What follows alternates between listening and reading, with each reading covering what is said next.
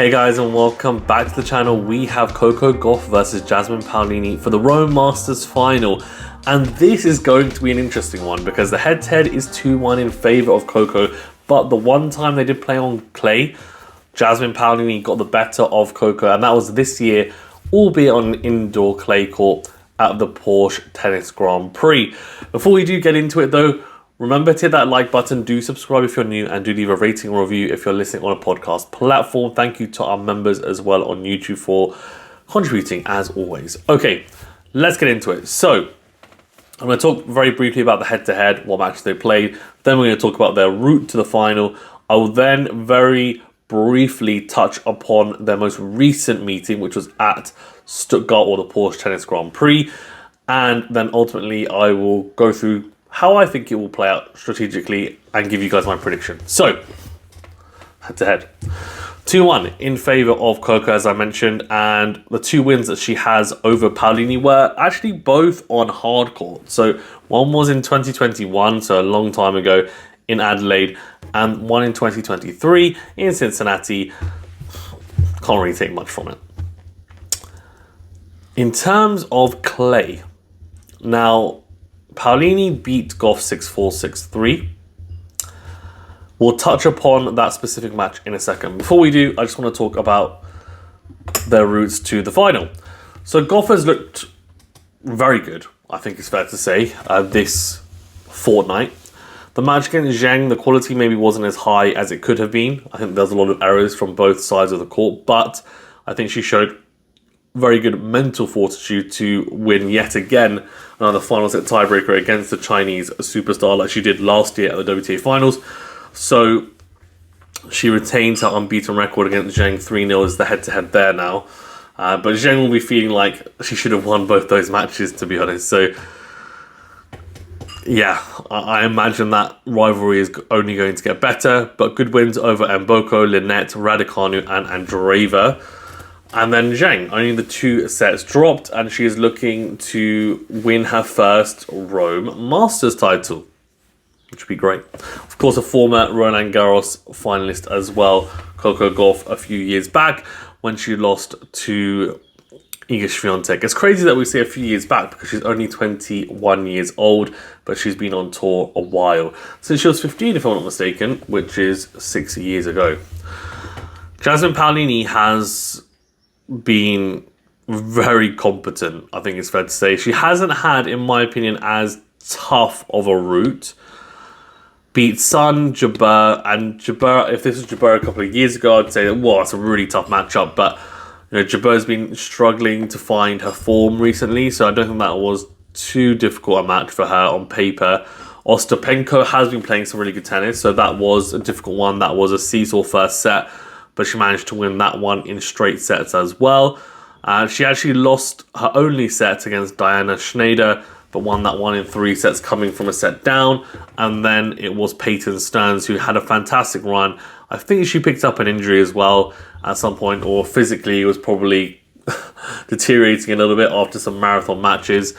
And it wasn't to be for the American, and the Italian won. So Paolini now goes into her first Rome Masters title as well, or Masters final. And she'll be looking to win the title, that is. Paolini historically has not played very well in singles at Rome. She's going to play the doubles final here, and she's played well in doubles with Serrani or whoever else and Serrani in Rome. So I think she's going to really relish the occasion with the Italian crowd behind her. They're going to be so pro-Jasmine. We've seen how raucous they've been. That could be a big factor. I don't think Coco will let it affect it, if I'm being honest, but it could give Jasmine a potential lift. Let's touch upon their Stuttgart matchup. So in Stuttgart, Paolini I thought was really impressive. Now bear in mind that in Stuttgart, the clay courts are 1 indoor, so they play a bit differently. They don't bounce as high. And 2, it actually is a little bit quicker than Rome. And Rome is a very classic clay court in the sense that it's a slow, heavy clay court and is very conducive to topspin, and it's the type of tennis that we are accustomed to seeing at Roland Garros. Paolini utilised the drop shot really well against Coco, which is an interesting ploy because she didn't use it a lot, but when she did use it, it was very effective. And against someone who's got arguably the best foot speed on tour in Coco, that was a very, very interesting tactic from Paolini. And then on top of that, I think actually Jasmine was very solid from the back of the court, defending very well at the corners, a great depth from the baseline, and then actually came forward at times as well to volley. And she's a very competent volleyer. It could be linked to how her doubles proficiency as well, but I think she's definitely got a good chance here. However, my prediction is Coco Gauff.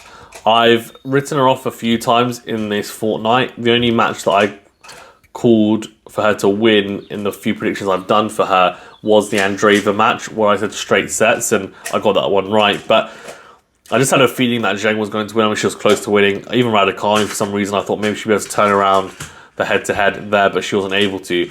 But I think Gauff has proven me wrong. The forehand's working really nicely, and I actually think that both players have very solid backhands. We know that's going to be a potential matchup in the ad court.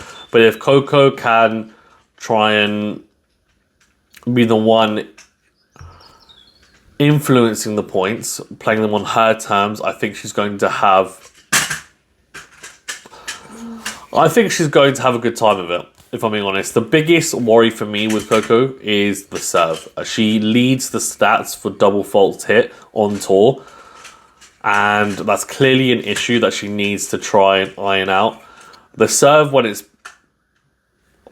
she's in rhythm, is one of the best on tour, but the fact is that it's not consistently in rhythm 3 matches. That's just a fact, given the stats. So let's see how she gets on. I think Paolini, this is how I see it. I think the match is in Coco's hands.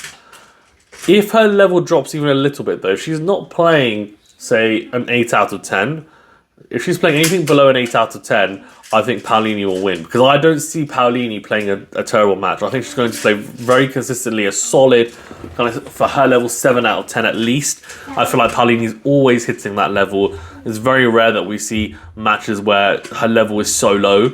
And I think with the crowd as well, she's going to really rise to the occasion. So that could also play a part. I'm going to go Coco Gauff in 3 sets. Let me know your predictions in the comments below. Thanks very much, guys. Stay safe and well. We'll see you on the next video.